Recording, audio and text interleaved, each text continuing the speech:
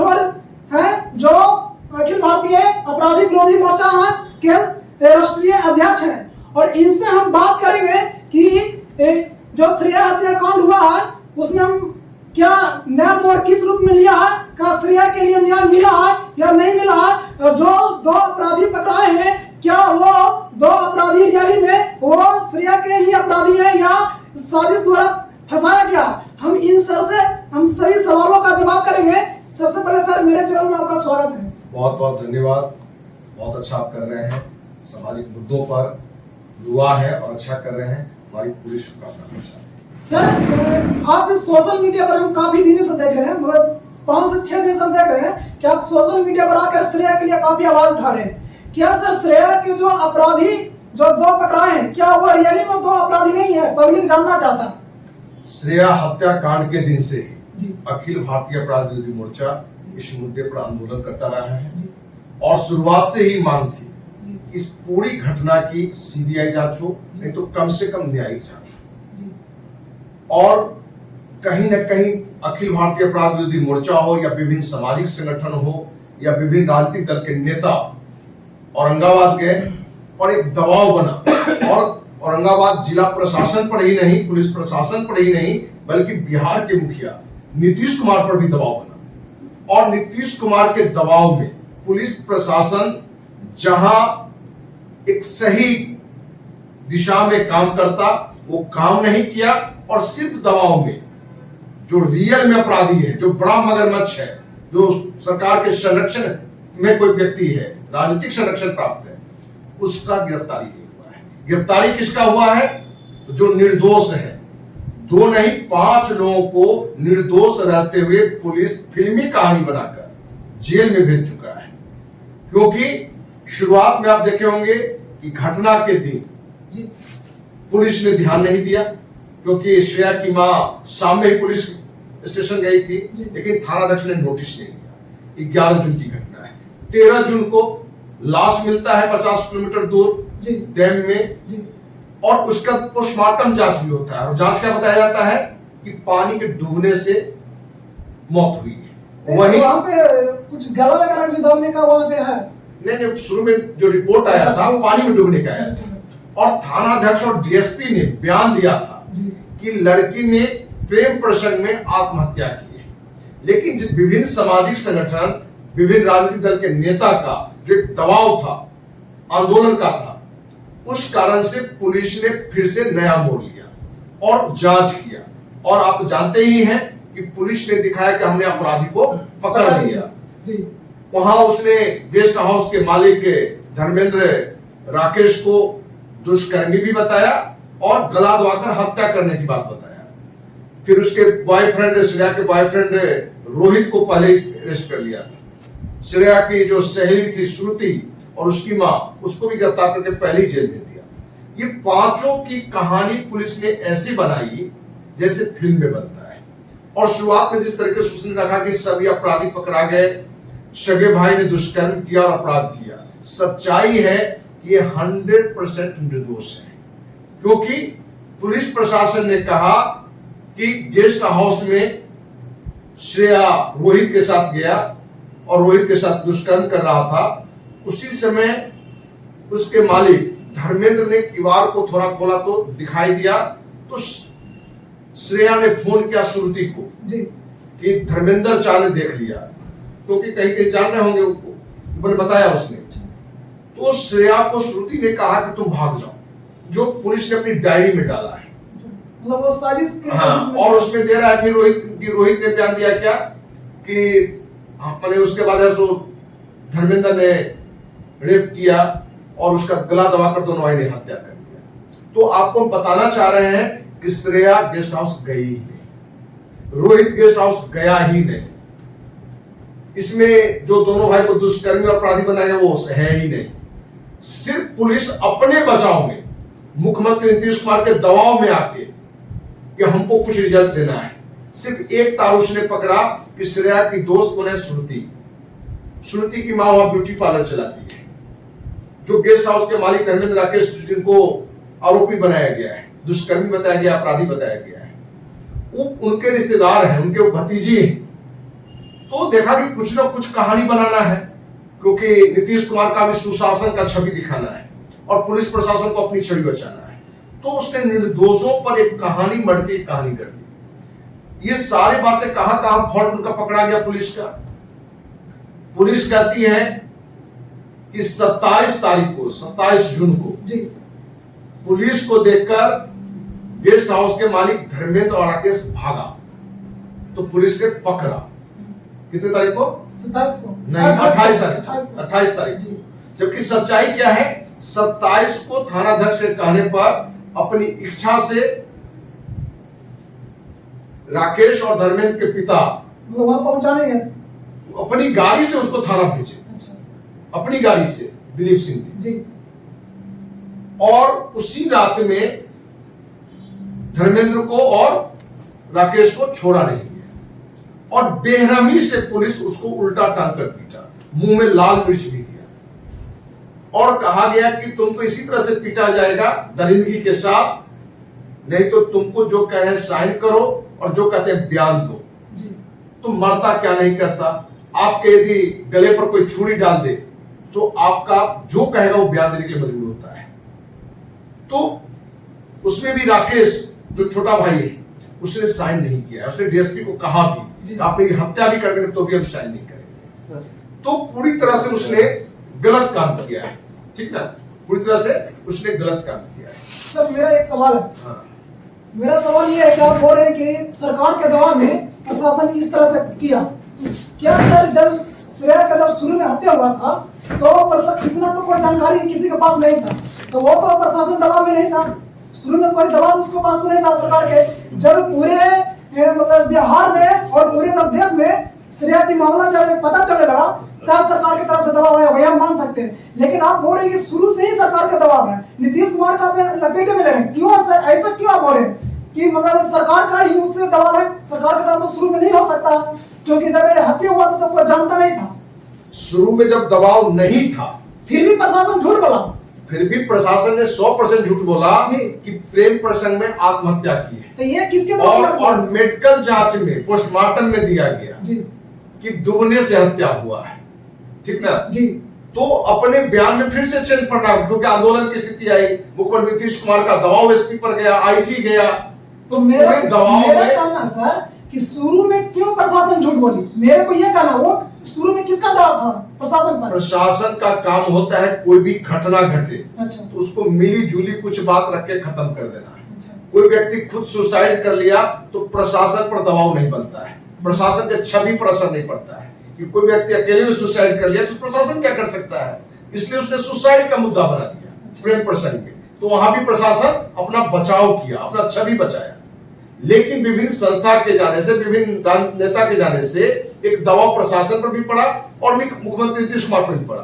तो मुख्यमंत्री नीतीश कुमार के दबाव में प्रशासन ने एक गलत निर्णय लिया और किसी तरीके से दुष्कर्मी बताना, हत्यारा बताना, जिससे कि पूरे बिहार में एक माहौल शांत हो और नीतीश कुमार का सुशासन बाबू का छवि पूरे देश में जाए और प्रशासन की भी छवि कि देखिए उसने अपराधी को पकड़ लिया। लेकिन सच्चाई क्या है, उसने अपराधी को ही पकड़ा है बल्कि निर्दोष को दुष्कर्मी बता के हत्यारा पकड़ के। एक और कारण जान लीजिए जी, आपको श्रेया के बॉयफ्रेंड रोहित थानाध्यक्ष के कहने पर एसपी जो है, एसपी कोठी आपको भेजा है, ये क्या कहते हैं, ये रोहित के चाचा वहां जाकर पहुंचा है 4 लोग के साथ, ठीक ना, और वहां पहुंचा के वो आया है, 4 आदमी के साथ भी गया था। लेकिन प्रशासन जो अपनी डायरी में लिखा है कि रोहित, श्रुति और उसकी मां पुलिस को देखा तो भागा, फिर पकड़े, कितना, और वो भी अगले दिन का टाइम दे रहा है। तो ये सारे फॉल्ट है और सीसीटीवी थाना में भी है जहां पकड़ में आ जाएंगे, सीसीटीवी एसपी ऑफिस पर भी होगा, तो दोनों जगह उसका फॉल्ट है, कितना, दोनों जगह फॉल्ट है। तीसरी बात कि जहां घटना घटा है, घटना स्थल से नहर की दूरी कोई 50-55 किलोमीटर बता रहे हैं जी, 50-55 किलोमीटर की दूरी है। जिस टाइम जाने की बात कहा जा रहा है उस टाइम में राकेश अपने ही मकान में था।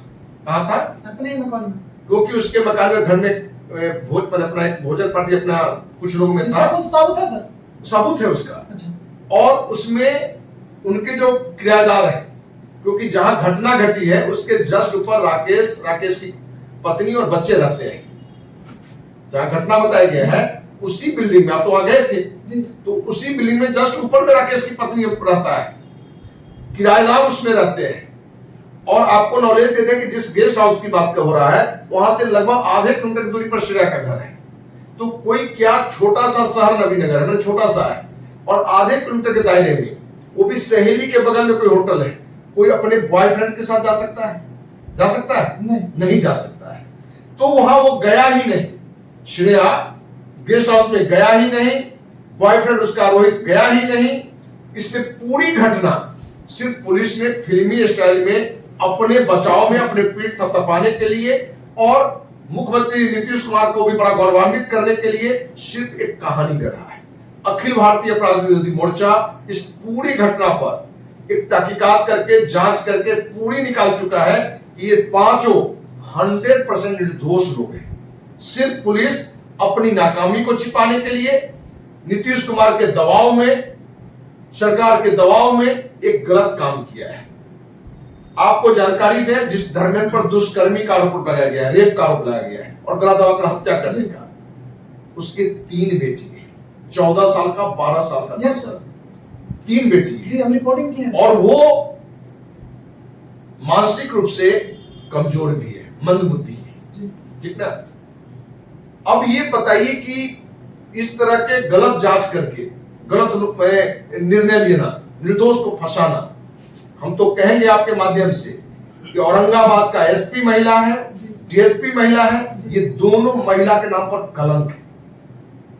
क्योंकि श्रेया लड़की थी 16 साल की, जहां उसके जो हत्यारे हैं, दुष्कर्मी है, उसको पकड़ के लाता, उसको सजा दिलाता।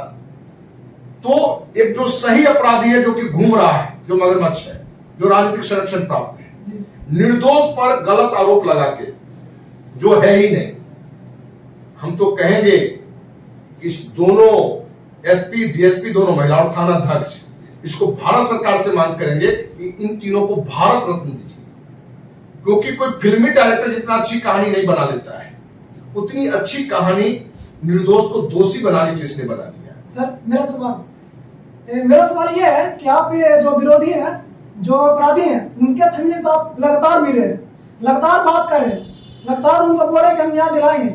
क्या कभी श्रेया के फैमिली से आप कभी बात करने के प्रयास किए या कभी मिलने का प्रयास किए? श्रेया के माँ से भी हमारी बातचीत हुई है, पिता से भी बातचीत हुई है। तो क्या आपको उसमें क्या ऐसा लगा सर? देखिए, श्रेया के माँ पिता तो टूटे हुए हैं, उन्होंने बेटी खोया है।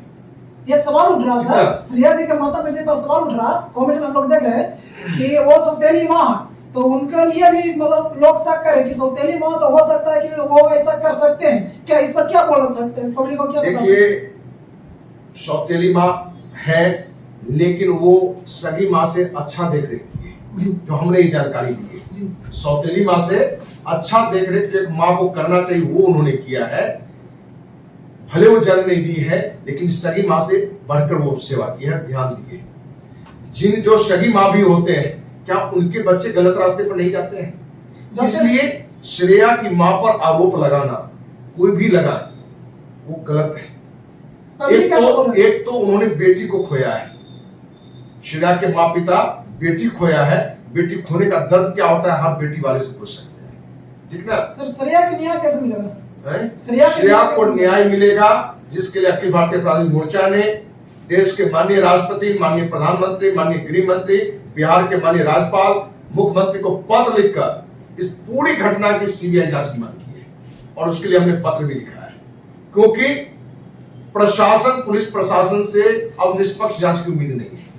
क्योंकि पांचों निर्दोष को अभी उसने डाला है, उसका प्रूफ आ चुका है, उसके पास कोई साक्ष्य नहीं है पुलिस प्रशासन के पास, सिर्फ कहानी के अलावा। और दरिंदगी से उसने जहां धर्मेंद्र राकेश को पीटा है, वहीं दरिंदगी से श्रुति और उसकी मां को भी पीटा है।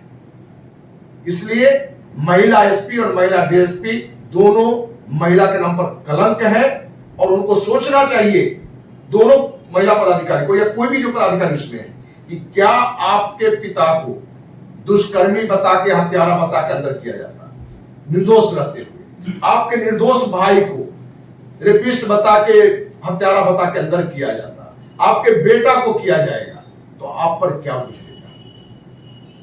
क्योंकि पूरे परिवार कल हमारे साथ आए थे जी, और उसने हमने पूरी तहकीकात हम की और 1 to 1 सारी बातें हमने रखी है। हम तो सामने में रखे हैं, मैंने आप मीडिया के सामने कि एसपी डीएसपी बतावे कि भाई ये स्वतः जाता है थाना और आप अगले दिन की बताते हैं कि हमने पकड़ के पकड़ा, जो सीसीटीवी में प्रूफ है। आप रोहित के बारे में कहते हैं कि दौड़ा के पकड़े शूट, और रोहित अपने आप गया था, वो भी प्रूफ है।